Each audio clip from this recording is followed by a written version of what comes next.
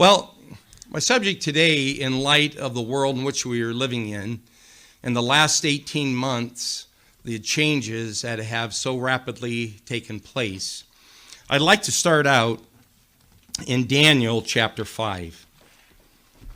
Let's turn to Daniel chapter 5. I'm going to start my message there. Now Belshazzar, the king, made a great feast for 1,000 of his lords and drank wine in the presence of the 1,000. While he tasted the wine, Belshazzar gave the command to bring the gold and silver vessels which his father Nebuchadnezzar had taken from the temple which had been in Jerusalem, that the kings and his lords, his wives, and his concubines might drink from. So those vessels, those gold and silver, were taken from the temple by King Nebuchadnezzar. These are vessels that were, again, in the temple. They were God's vessels. So here they are, drinking out of them and just having a big party. And as we read, everyone there, the 1,000 there. So King Belshazzar, in his arrogance, is mocking God here and taking of those things, those vessels that were from the temple. In verse 3, then they brought the gold vessels that had been taken from the temple of the house of God, which had been in Jerusalem, and the king and his lords, his wives, and his concubines drank from them. They drank wine and praised the gods of silver, or the gods of gold and silver, bronze, iron, wood, and stone. In the same hour, the fingers of a man appeared and wrote opposite the lampstand on the plaster of the wall of the king's palace, and the king saw the part of the hand that wrote. Then the king's countenance changed. I'm sure he was 3 sheets to the wind, as we say, or drunk. But then he saw this handwriting, these fingers writing on the wall. His countenance changed, and his thoughts troubled him, so that the joints of his hips were loosened, and his knees knocked against each other. The king cried aloud to bring in the astrologers, the Chaldeans, and the soothsayers.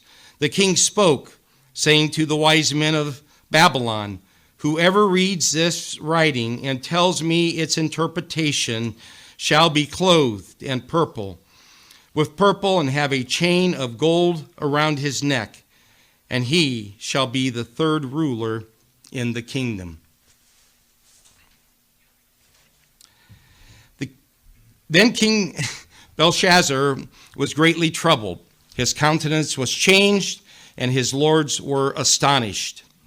The queen, because of the words of the king and his lords, came to the banquet hall. And the queen spoke, "O king, live forever.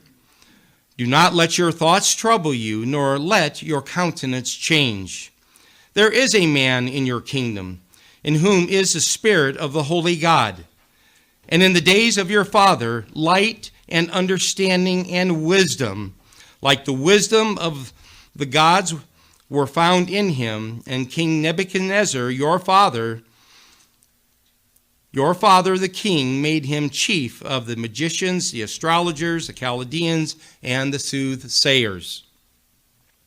So inasmuch as an excellent spirit, knowledge, understanding, interpreting dreams, solving riddles, and explaining enigmas were found in this Daniel, whom the king named Belshazzar. Now let Daniel be called, and will give the interpretation." Then Daniel was brought in before the king. The king spoke and said to Daniel, "Are you that Daniel who is one of the captives from Judah, whom my father the king brought from Judah?" He goes on to say, "I've heard of you, that the Spirit of God is in you, and that the light and understanding and excellent wisdom are found in you. Now the wise men, the astrologers, have been brought in before me, and they should read this writing and make known to me its interpretation. But they could not give the interpretation of the thing. And I have heard of you, that you can give interpretations and explain the enigmas. Now, if you can read the writing and make known to me its interpretation, you shall be clothed with purple. You will have a chain of gold around your neck, and shall be the third ruler in the kingdom.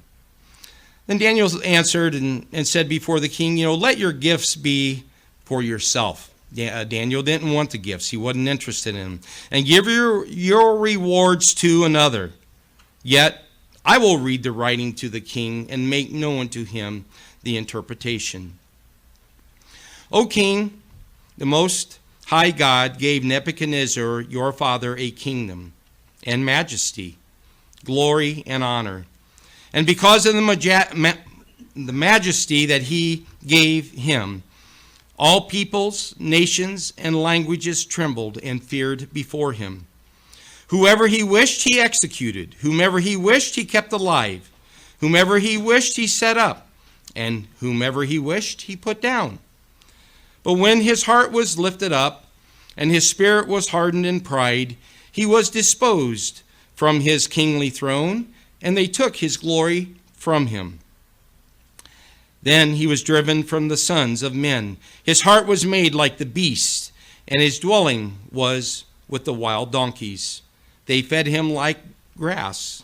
They fed him with grass like oxen, and his body was wet with the dew of heaven, until he knew that the Most High God rules in the kingdom of men, and appoints over it whomever he chooses.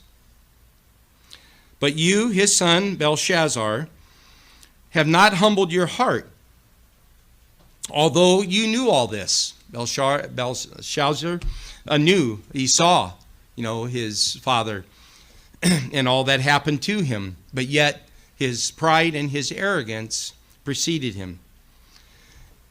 You have set yourself up against the Lord of heaven. They have brought the vessels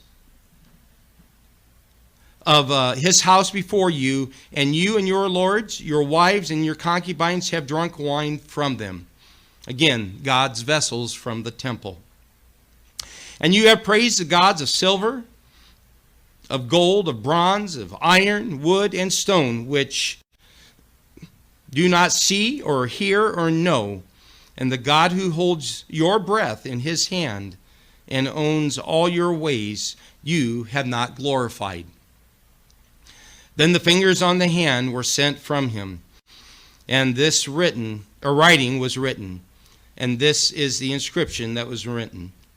Mene, Tekel, Upharsin. This is the interpretation of each word. Meaning, God has numbered your kingdom and finished it. Tekel, you have been weighed in the balances and found wanting.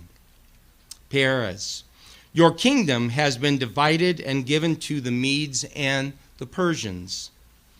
Then Belshazzar gave the command, and they clothed Daniel with purple and put a chain of gold around his neck and made a proclamation concerning him that he should be the third ruler in the kingdom.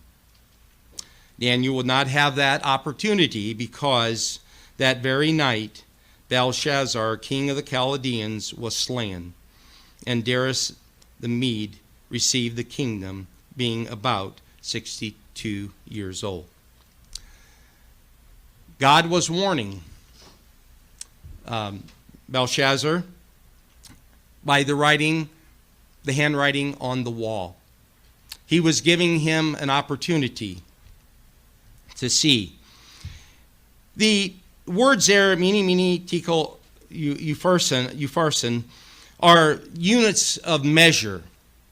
So, for instance, it might be a unit of a pound or an ounce, but they were units of measure, and that's what was put up on the wall. But God took away Belshazzar's kingdom from him because of his arrogance, because of his pride, and the mockery that he did, or that he displayed before the very God. The handwriting was on the wall, and we use that expression today. The handwriting is on the wall. When we see something, an event that is going to take place, that the outcome is not going to be well at all. It's not going to turn out well. We see the handwriting on the wall, and then catastrophe happens. Well, brethren, the handwriting is on the wall here in our world today. And the title of my sermon is The Handwriting on the Wall and Its Revelation. God revealed to Belshazzar what was going to happen through Daniel, and only through Daniel. None of the others, of the astrologers, the Chaldeans, none of them, the magicians, had the opportunity or had the interpretation of that handwriting on the wall. Today, God is giving us the handwriting on the wall. He is showing us, He's revealing to us things that are about to happen. In the last 18 months, our world has changed drastically. I'd like to turn over to Matthew chapter 13. Matthew chapter 13. Because people think that as they see what's going on in our world, that they may have that opportunity to know what's going on and the outcome of the world in which we live in. But God does not give it to everyone, just as He only gave it to Daniel to interpret. Matthew chapter 13, start in verse 10. And the disciples came and said to Him, "Why do you speak to them in parables?" He answered and said to them, "Because it has been given to you to know the mysteries of the kingdom of heaven, but to them it has not been given." We have been given the blessing and the opportunity to know God's plan. As we see the world around us changing so quickly, we see what is happening, and we know the end result. God has given us that blessing of understanding, that interpretation, what we can say, of the handwriting on the wall in our world today. In Matthew chapter 24,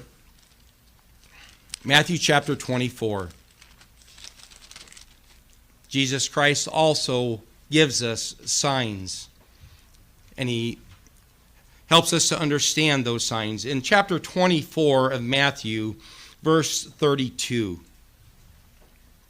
Verse 32. After he had gone through, what was going to happen, the Great Tribulation and the other things of, what would, the wars, rumors of wars, and the many things that would happen, He now tells us, "Now learn this parable from the fig tree. When its branch has already become tender and puts forth leaves, you know that summer is near. So you also, when you see all these things, know that it is near. It is at the doors," Christ said. It is at the doors. We should see it for what it is. Being a farmer, a couple weeks ago, I felt something different in the air. When the seasons come around, I can feel them. I can smell the difference in the air. It tells me that, fall is coming. I could feel it. I could smell it. There was something different in the atmosphere that was telling me, and it happens every year, that summer is about over and fall is on its way. And we see it in the crops that we grow. But we see those things. It tells us that the harvest season is now near, and we see that. We know that at this time of year. And brethren, as we see the world around us, we feel it, we know it, that it is at the very door. The end of this time, the end of this age is at the door. Jesus Christ is soon going to wrap this up, and the kingdom of God is soon going to be here. It's on God's time frame. I'm not going to set any dates, not setting any times, but we can feel it. He tells us to watch. We know. We know by the signs that we live in.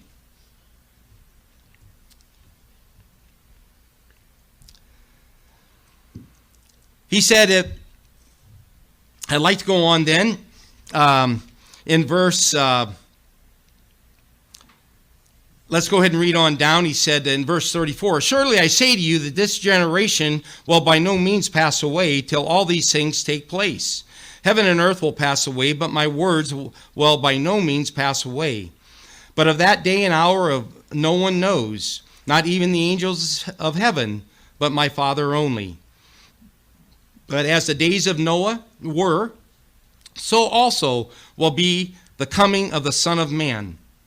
For as in the days of Noah before the flood, they were eating, drinking, marrying, and giving in marriage until the day that Noah entered the ark, and did not know until the flood came and took them away. So also will be the coming of the Son of Man. So the people didn't know. They didn't see. They didn't know what was going to happen at that time. But let's go back. Let's look at it. Let's examine what exactly happened at the days of Noah. Let's turn to chapter 6. Let's turn to chapter 6 of Genesis. And let's start in chapter 5.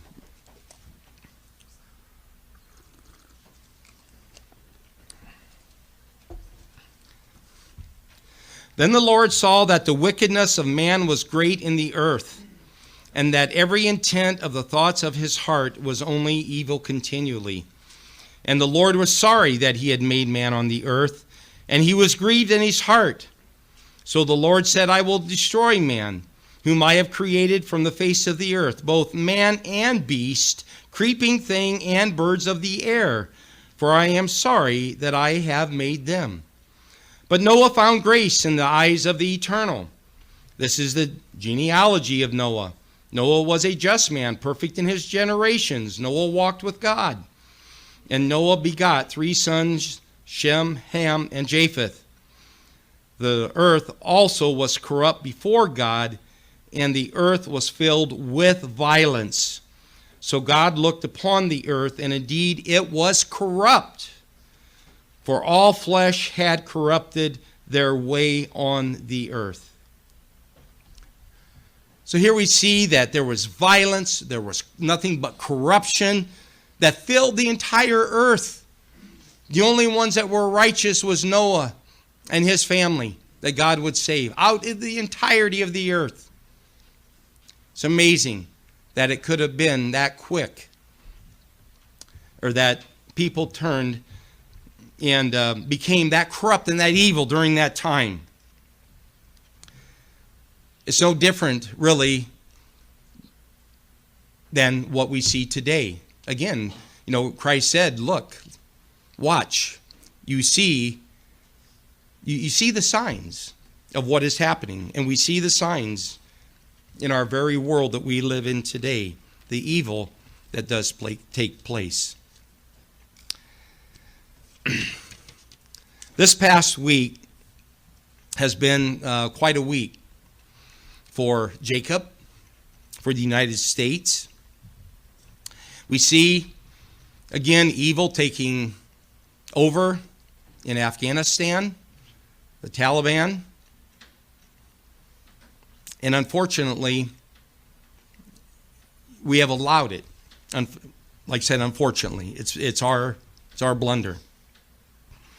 But I'd like to talk about that. He says in an article, it says, in his inauguration speech back in January, President Biden pledged to be a uniter and not a divider.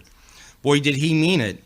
Our NATO allies are now in total agreement and unity with American voters. We all think President Biden is awful. The British Parliament sealed the deal on Thursday by holding a historic vote. President Biden is the first American leader to be officially held in contempt by the British government. President Biden's catastrophic Afghanistan blunder has enraged our NATO allies to the point that they're kind of hoping that Donald Trump would be reinstated sooner than later. Well, multiple members of the British Parliament stood up and to give impassioned speeches. They're furious and they hate what has happened. President Biden pulled American forces out of Afghanistan in the dead of night, and he didn't give any of our NATO allies that have embassies and troops in Afghanistan any advanced warning. He just had our troops sneak out in the dead of night. This stunned all of our allies who had committed troops to Afghanistan. They had to scramble to try to get out of the country at the last second because here came the Taliban.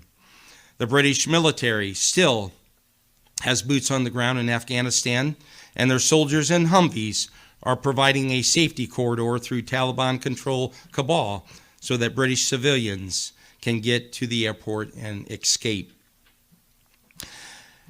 President Biden didn't do this for Americans trapped in Afghanistan. Instead, the Pentagon made the shocking admission that they didn't even know how many Americans are trapped in Afghanistan, and they can't really do anything to get those trapped Americans out. Well, they have. Since this article, we've been getting Americans out and others out. We don't know, though, because I think the 31st of August, the Taliban gave us, the deadline. It is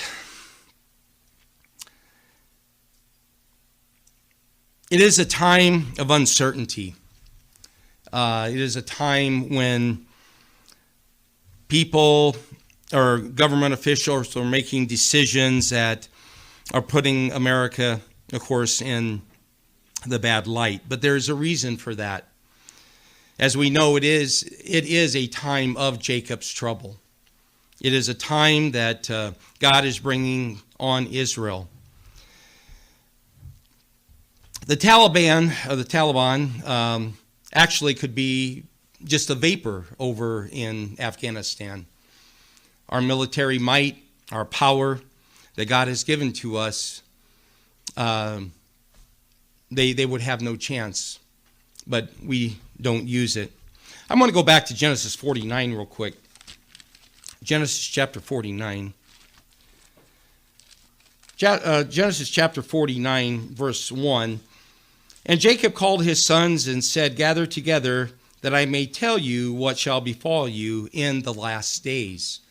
So he was telling his sons, the 12 sons, in the last days, what's going to happen to you. God was giving him that insight. In verse 22, he talks about Joseph. Joseph is a fruitful bough by a well. His branches run over the wall. The archers have bitterly grieved him, shot at him, and hated him. But his bow remained in strength. We are the superpower of the world because God has blessed us. He has given us this power. But his bow remained in strength, and the arms of his hands were made strong. Who or by? By the hands of the mighty God of Jacob. We are only as strong as what God has given to us. Our power and our might throughout the world has been because of the mighty hand of God that sustains us. The technology of our military equipment and the such is like none other. But yet, we have left $84 billion worth of military equipment in Afghanistan to the Taliban for them to use someday probably against us. Our Humvees and our other war material that is now, of course, in their hands. God talks about in the book of Deuteronomy of why we are where we're at in the world. Deuteronomy chapter 28, verse 20. Why the United States is in the position that it is in. God gave the blessings and the cursings. This is the blessing and cursing chapter. If we obey him, everything will go well. But if not, this is what happens. The Lord will, verse 20, chapter 28, the Lord will send on you cursing, confusion. Have you listened to our president? Is there confusion there? And I'm not making this a political, sermon or whatever. I'm just saying what God is saying he will do to us. He is going to cause confusion because we do not obey him. He will rebuke us in all that you set your hand to do until you are destroyed, until you perish quickly because of the wickedness of your doings in which you have forsaken me. There's confusion.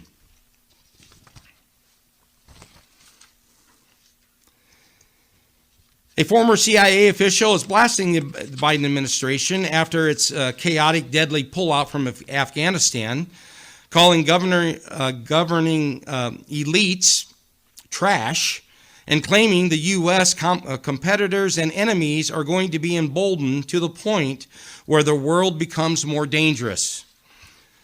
Former U.S. intelligence colleagues are angry and deeply worried at what has happened in Afghanistan.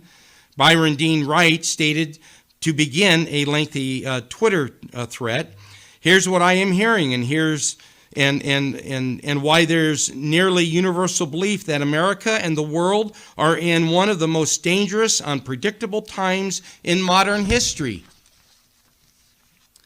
Afghanistan has shown the world, enemies and allies alike, that our military and intel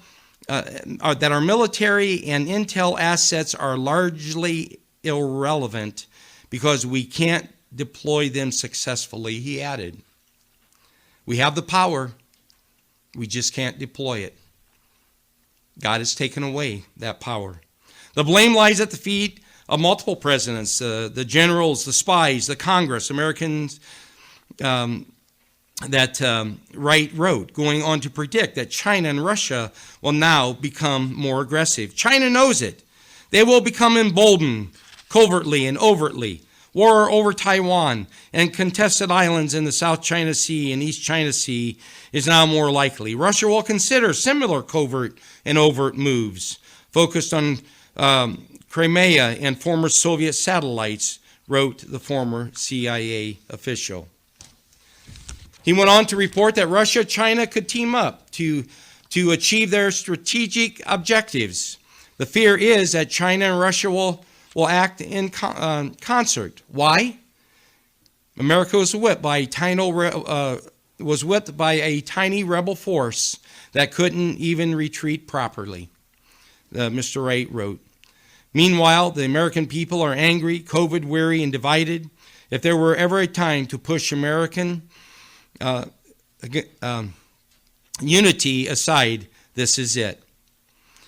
If Cold War III grows hot, America will need to quickly build up and work with foreign counterparts, Wright continued. But who can trust America after Afghanistan? Who believes that we have the leadership to use our military might well? Who will trust us when we say we will stand with you? So that some of the dilemma that we have. But in Leviticus 26, let's just turn back there real quick. Again, it all goes back to God. We are here by the mighty right hand of the power of God. And when we lose God, we lose our might, we lose our power, we lose everything. It's over. Chapter 26 of Leviticus, verse 19. He said, I will break the pride of your power. He'll take it away. We have the power. We don't have the people to use that power. The pride has been broken. Their spirit has been broken, in a sense. And God has taken that away from us. That is the world that we are living in that is becoming more dangerous. I have several articles there, I guess, and probably too many. The DOD, the Department of Defense, admits evacuation is not in the U.S. control. And then General McKenzie, in shocking admission, U.S. shares intel with the Taliban. I mean, talk about confusion and everything that is going on in our world. It is unbelievable. On another note,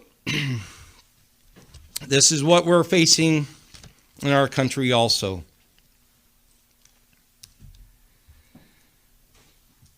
Atlanta Public School told Catholic couple to remove child from district if they want to avoid LGBTQ issues in kindergarten. This is where they're teaching it, in kindergarten. If you don't want your child there, you need to remove them out of our sight. In Scotland, children as young as 4 now allowed to change gender without parental consent in the Scottish schools. This is the sick world that we are living in. It is something that we have to contend with, something that we fight daily. How about the American Medical Association? Faced intense backlash late last week over the weekend after calling for sex to be removed as a legal definition on the public part of birth certificates. The backlash came in response to a tweet from WebMD that highlighted the call from the AMA, the American Medical Association. This is what it said. The WebMDA's report claimed requiring it can lead to discrimination if we have the sexual identity on the birth certificate. Requiring it can lead to discrimination and unnecessary burden on individuals whose current gender identity does not align with their designation at birth. Namely, when they register for school or sports, adopt, they get married, or request personal records. A person's sex designation at birth would still be submitted, though, to the U.S. Standard Certificate of Live Birth for medical public health and statistical use only, the report author note. American Medical Association promoting that kind of thing. Turn over to Romans, would you please? Romans chapter 1. Oop, too far.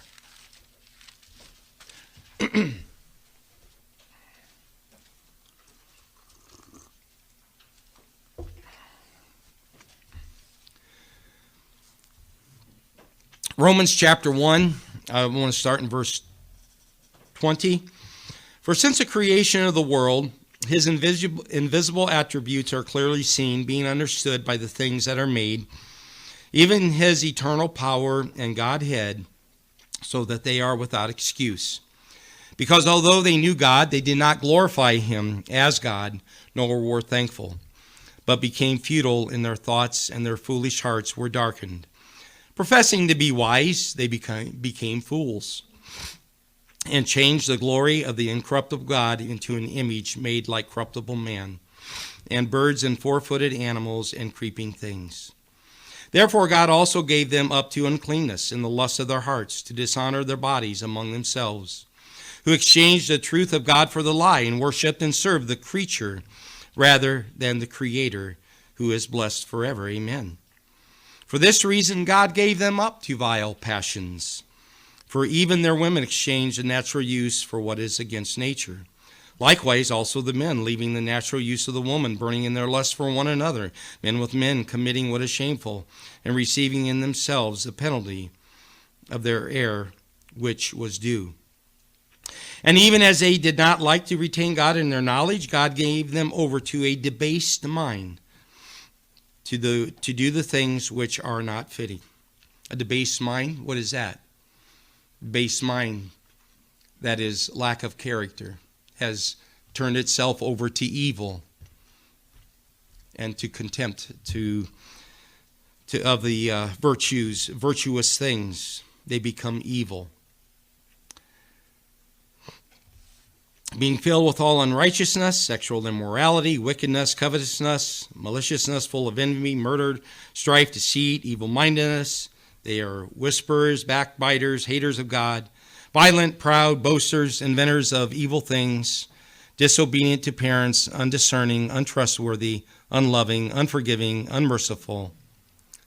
And that's who these people are. This is what happens when we stray away from God and do those things which are not pleasing, of course, in his sight, the abominations that God hates.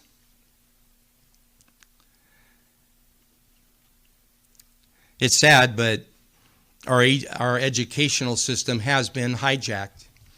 It has been overtaken by the far extreme left. We see it. We know it. I know when my daughter went to Purdue in 2001, 2001, I think, or 2. But anyway, she went there to get her accounting degree. And in one of the classes that she was in, accounting or economics, of course, George Bush, President George W. Bush was president then, and that economic professor was just railed on him. And it wouldn't have been any different if it was Ronald Reagan or whatever. It was just their ideology, their philosophy of the far left, of this socialism, communistic ideology. And that's what has hijacked our higher educational system for the last several decades. And so now we have what we have. We see what we have. We have a media that leans far to the left because of it.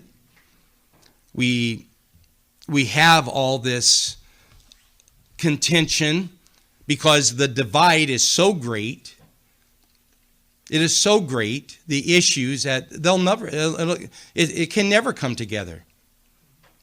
It can never come together because the divide, the issues are so great.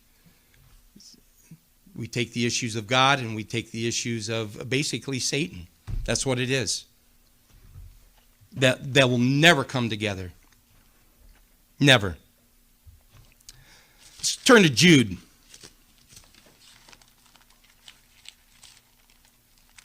Jude, verse 6.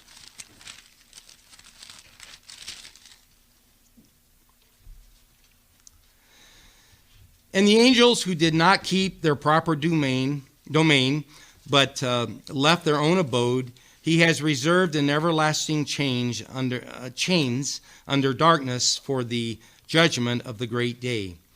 As Sodom and Gomorrah and the cities around them in a similar manner, then the cities around them in a similar manner to those having given themselves over to sexual immorality and gone after strange flesh, are set forth as an example, suffering the vengeance of eternal fire.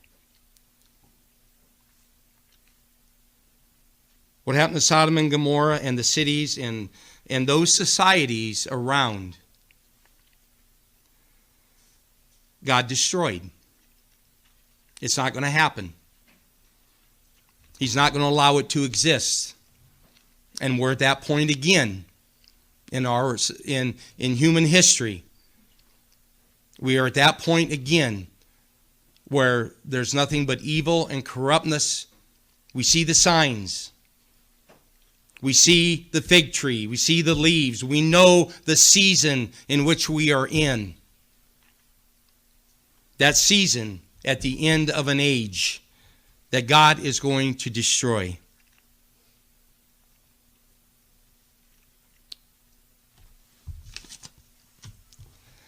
Last week we had a great sermon on vaccines. Some apparently didn't like it.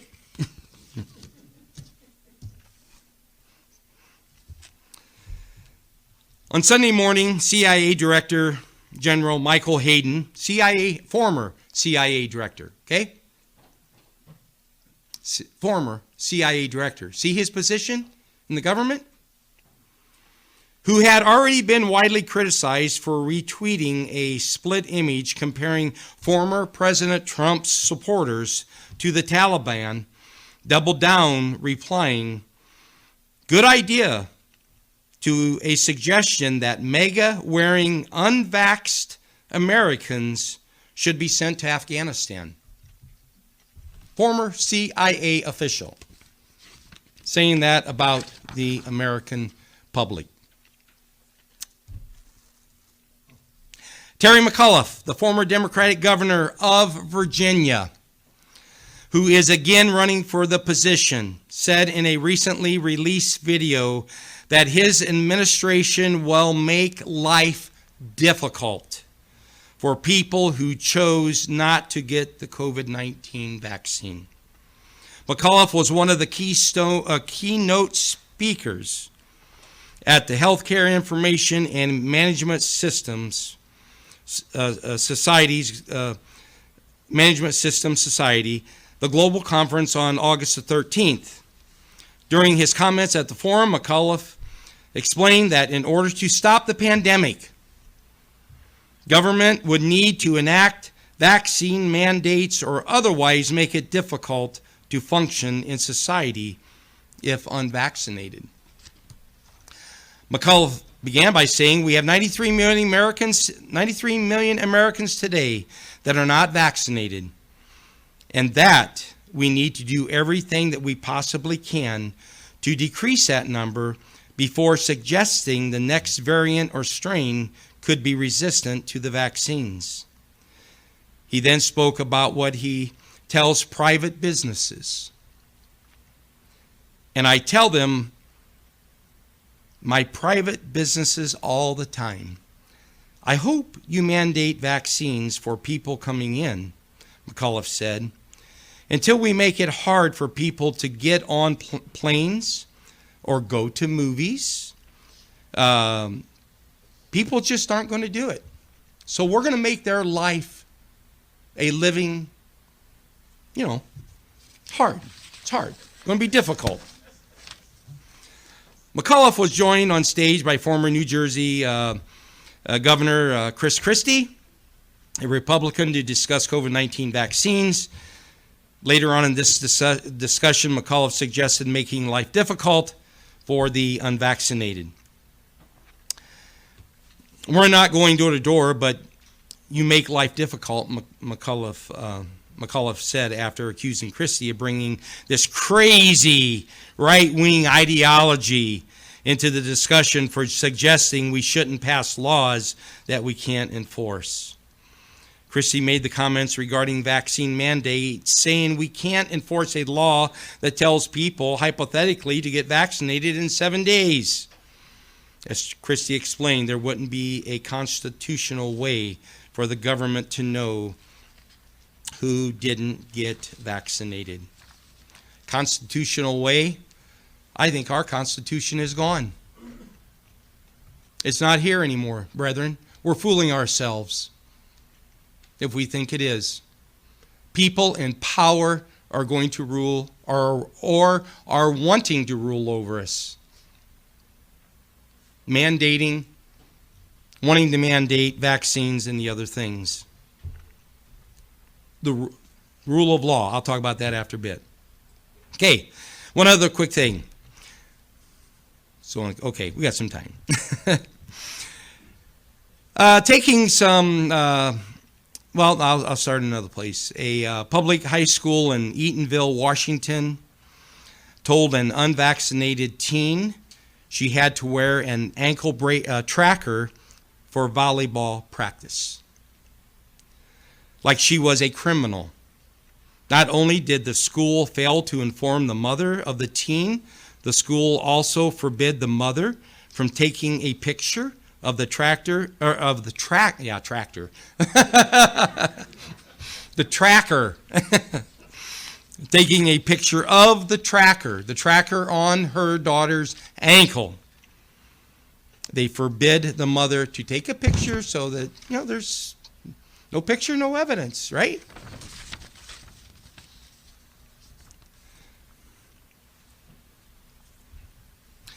The track tag device used by the school was made by a company called Triax. According to their website, the device was created for the purpose of maintaining social distancing guidelines and to provide real-time insight into whether those guidelines are being observed. But these things were for construction and other manufacturing businesses, but makes no mention of school use on the website. The mother said that when she told the school employee that she was taking her daughter home, the teen was asked by an office staff member to remove the device before she saw her mother, and said that the mother could only photograph the device in her hand, not on the child's ankle. So that's what's going on. And I just learned here today that a divorced parent had, I think, custody, or what I want to say, where both parents have joint, thank you. Thank you, Mr. Ellerson. Joint custody. And the mother did not have, or is not vaccinated. And so the judge took the child away from the mother, and cannot see the child until she is vaccinated. The mother is vaccinated. The judge took the child away from the mother.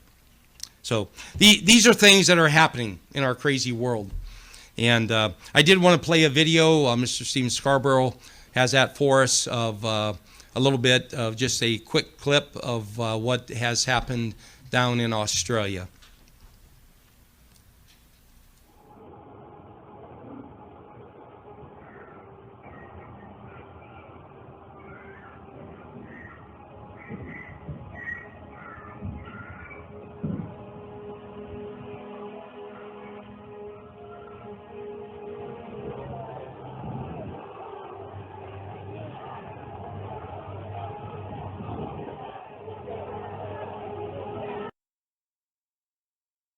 Is there sound with that, or? Okay, all right. Anyways, what was happening there is a child was forcefully taken away from its parents. The officials forcefully took the child away from their parents to vaccinate the child. And when you saw the horses there, I think there was that was a demonstration in Australia of 50,000 people demonstrating, because Australia is in a lockdown, like they're in prison. And didn't know this. I just learned this a couple days ago, that Australia actually lost their guns in the mid-90s. There's no way to fight back for these people. And the governments, they do what they want to do. And it's a sad day. It's a sad time which we are living. But again, Christ wants us to see the handwriting on the wall, to recognize the day and the age that we are living in. That time is short. We need to get ourselves prepared, because what's coming is not going to be pretty. This hits close to home for me. While America slept, China stole the farm. Feds watch as top U.S. customer pilfers the ag industry. And China is our top customer. They buy a lot of grain from us. American farmers, this is an article from the Farm Journal. American farmers are asleep as a thief strips machinery, the barn, and the fields of all valuables, and then returns for more. China has breached the inner walls of the U.S. agriculture in the most expansive heist in farming history and is currently attempting to steal or hack every conceivable facet of U.S. agricultural technology. The Chinese Communist Party, the CCP, openly has declared its intent to dominate the high-tech industries, including agriculture, as a way to be the top global powerhouse. The CCP is engaged in theft, cyber hacking, and espionage. A 2017 report by the U.S. Commission on the Theft of American Intellectual Property estimates a cost of $255 to $600 billion to the U.S. economy each year. And fingers China as the principal IP or intellectual property infringer. Over the past decade, China has appropriated trillions of dollars in U.S. technology. In 2013 and in 2015, Chinese nationals were nabbed in flagrante delicto by federal authorities attempting to transport pilfered corn and rice seed to China. Why do they want this? Because of production, our technology, in our seed.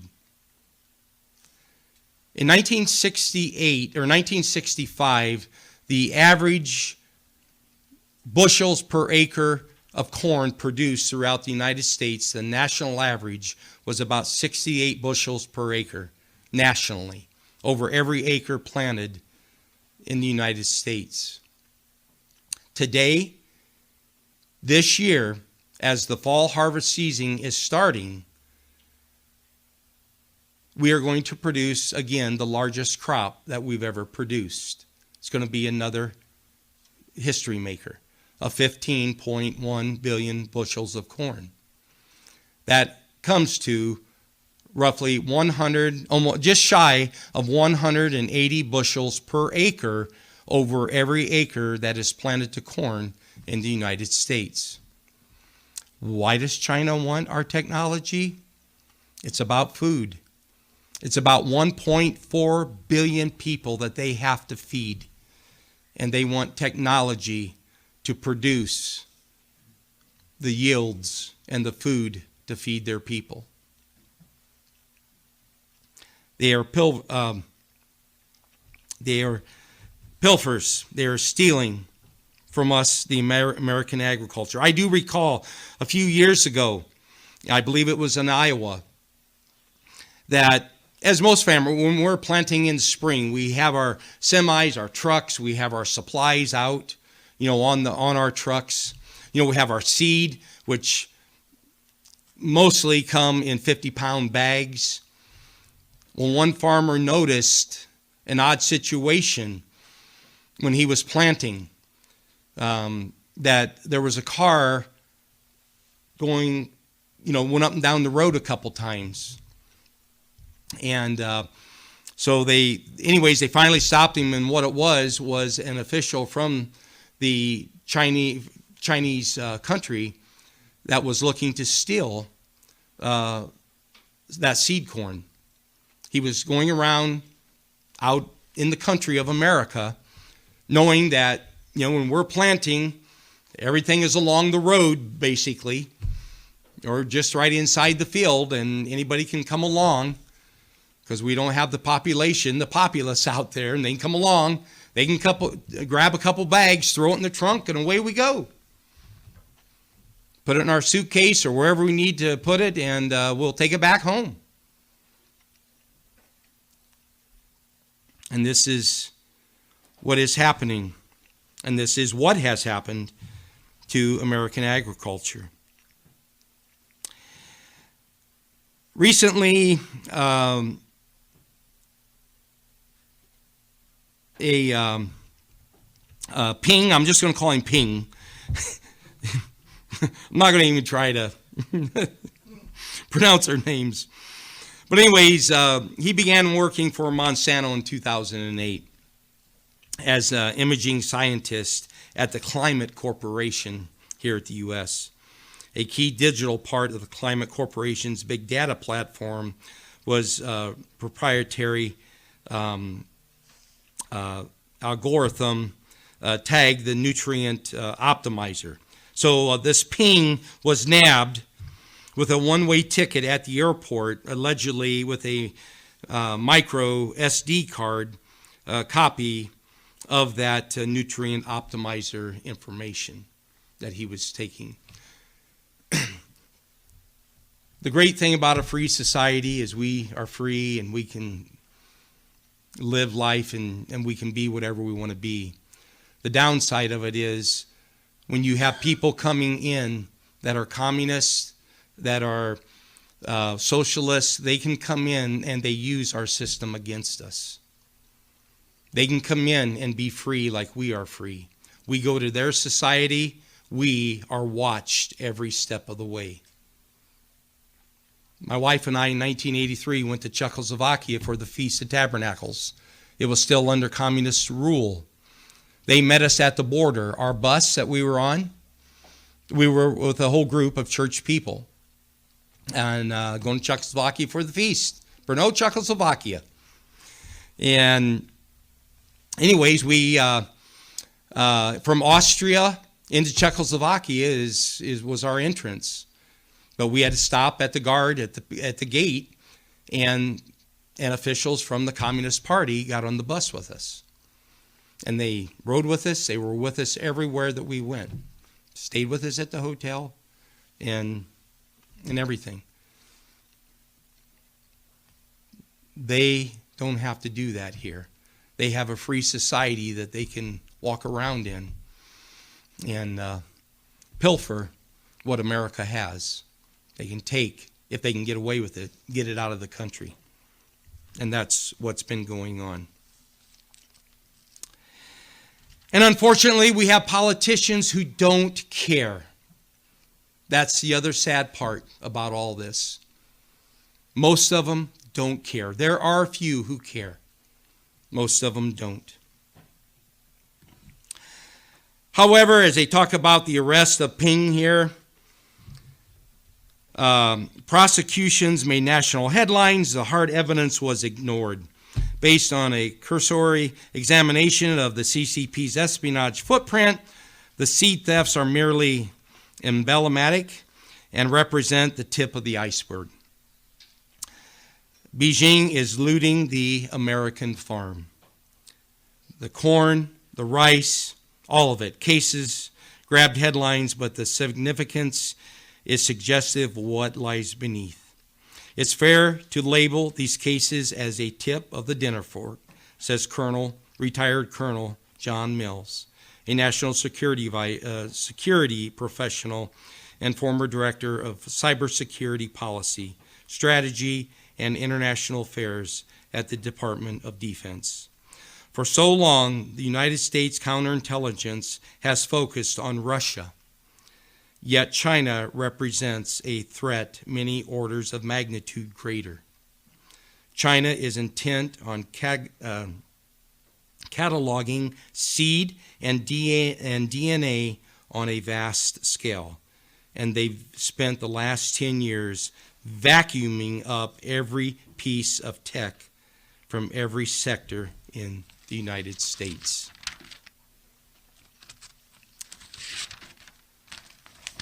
But, again, when God's not in the picture, when we reject God, what's he tell us? Let's go to Leviticus 26. Leviticus 26.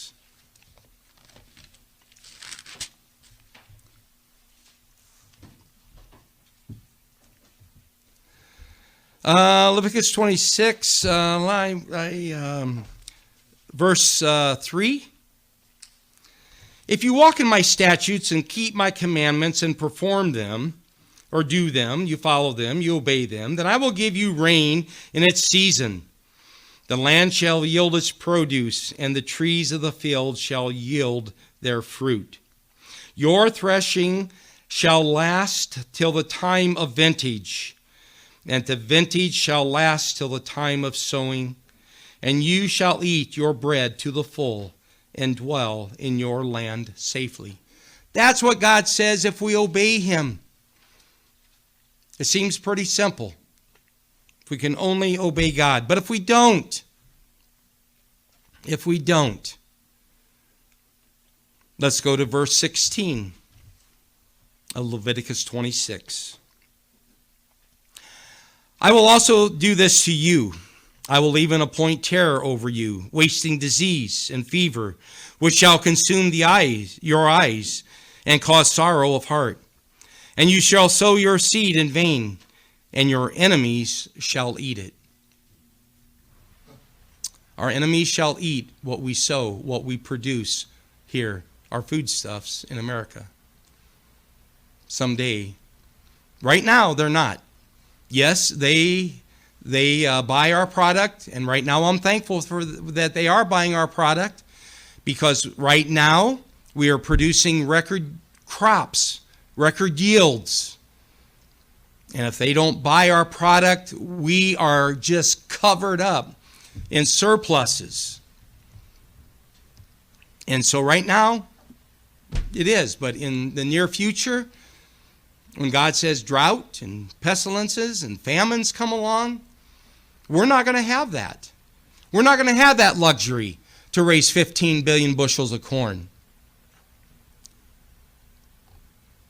We're probably not going to have the luxury to raise enough to feed our own people.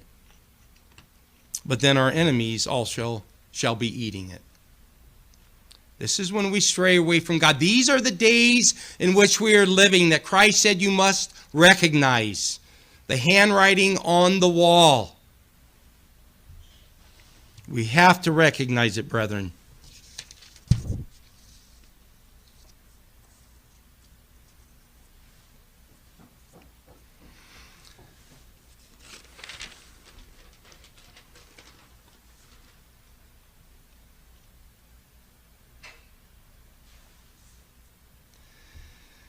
Other things that are plaguing America that God is showing us, he is writing on the wall for us. And that is the unrest in America. We see, brethren, one of the things that has made us great, besides God and the mighty right hand of God that sustains us and upholds us, is also the rule of law. The rule of law. That you are innocent until proven guilty. The rule of law where there's no corruption, that a person does wrong, he is penalized for it. We're not like the other nations. We have the Judeo-Christian values, virtues that make up our society, that did make up our society at once, and the laws, our civil laws, was to reflect a lot of that. But unfortunately, the rule of law is out the window. We're not much better than a nation in Africa that has a dictator. Not that we have a dictator, but I'm just saying the rule of law. When we lose it, then we lose the virtues, the blessings of our country, of being a free society. We cannot remain free. And it's unfortunate that we have elected officials that are promoting breaking the rule of law. When Donald Trump Whether he won, lost, or whatever, the fact is that they wouldn't, our courts wouldn't even allow discovery to even see if there was voter fraud. Supreme Court of the United States wouldn't even look at it. And yet, he was impeached on a false narrative. And I'm not sticking up for him. I'm just saying the rule of law, it's got to apply to everybody. But when we do this to the President of the United States, and you do this because you don't like him, he was duly elected, but you don't like him, that you try to destroy him, our rule of law is out the door. And as we see this, we saw this summer, Antifa, last summer? How long's it been now, I guess? That they've been in Seattle and, the West Coast. They have their own little area that you cannot, go on in downtown Seattle. And we do nothing about it. We let it go. We defund police instead.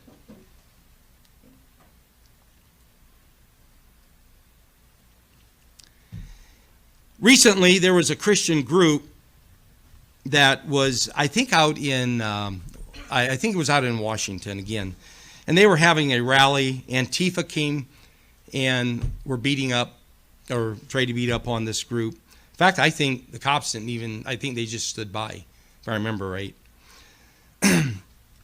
One of the comments was made, they were mocking God. Where's your God?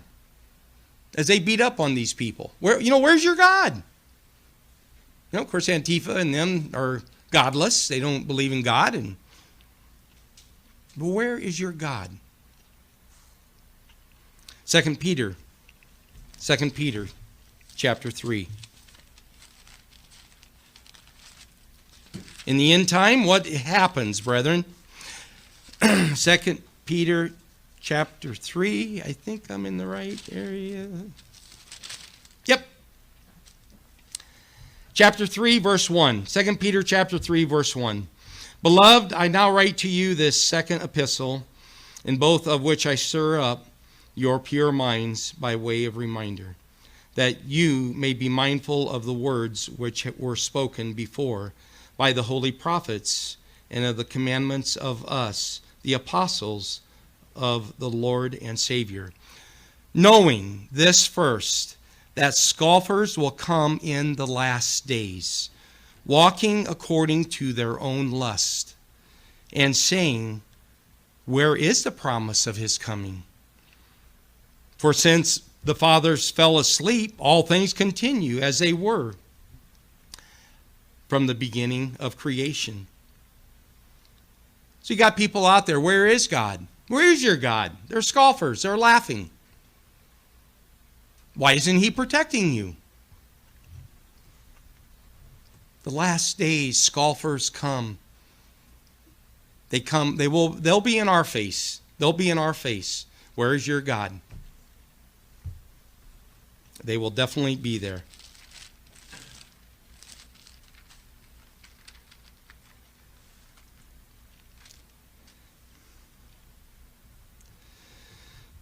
I wanted to, wasn't going to, but I'm going to read this scripture in 1 Peter chapter 3.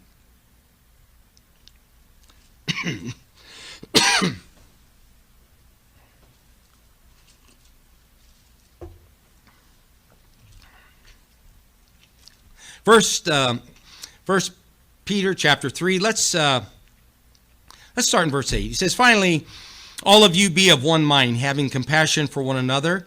Love as brothers, be tender-hearted, be courteous, not returning evil for evil or reviling for reviling, but on the contrary, blessing, knowing that you were called to this, that you may inherit a blessing.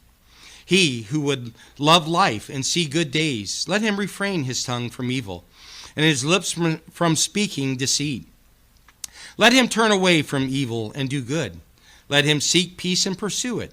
For the eyes of the Lord are on the righteous, and his ears are open unto their prayers. But the face of the Eternal is against those who do evil. And who is he who will harm you if you become followers of what is good? But even if you should suffer for righteousness' sake, you are blessed. And do not be afraid of their threats, nor be troubled. Peter is encouraging, don't be afraid. Don't be afraid of the threats of anyone that might come up against us, that mock us. They mock God. They mock our way of life. They mock us because we're not vaccinated. They mock us because we trust in this far-off God somewhere. They want to know where he's at. Don't be afraid. Don't be afraid of their threats, nor be troubled. But sanctify the Lord God in your hearts, and always be ready to give a defense to everyone who asks you a reason for the hope that is in you with meekness and in fear. The handwriting is on the wall of the days in which we are living, brethren.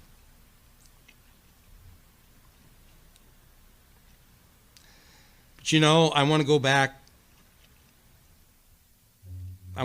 to 1 Samuel. 1 Samuel chapter 8. 1 Samuel chapter 8.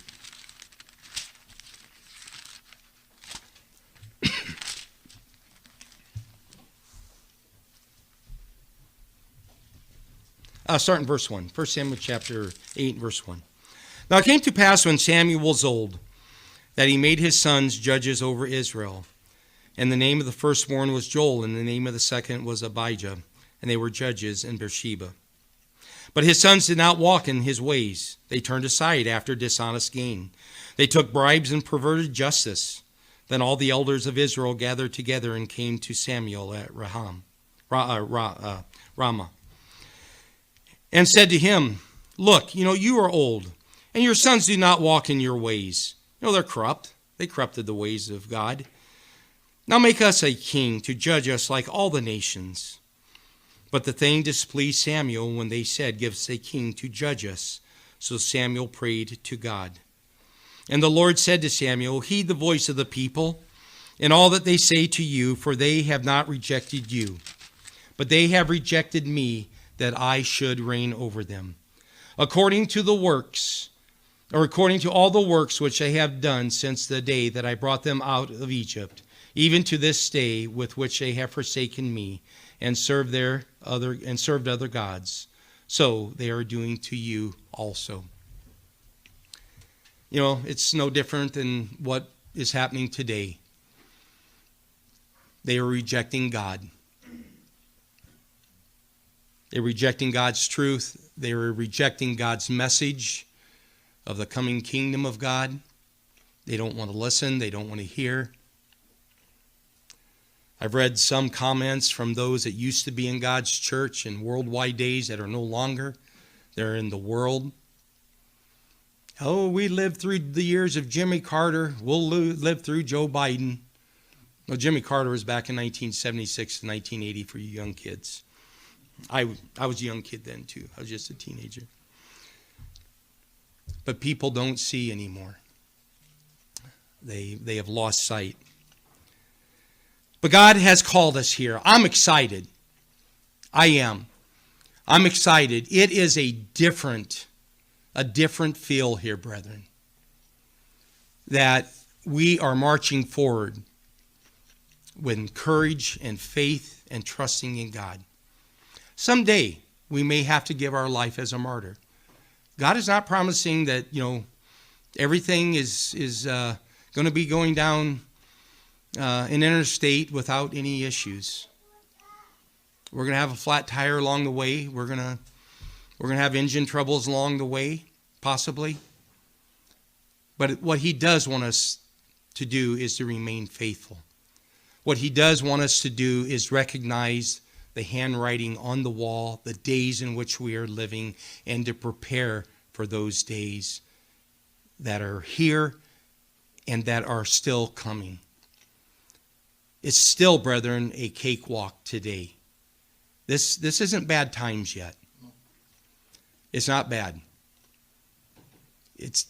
We don't know what bad times are, but God wants us to prepare mentally, spiritually, and be ready for that day.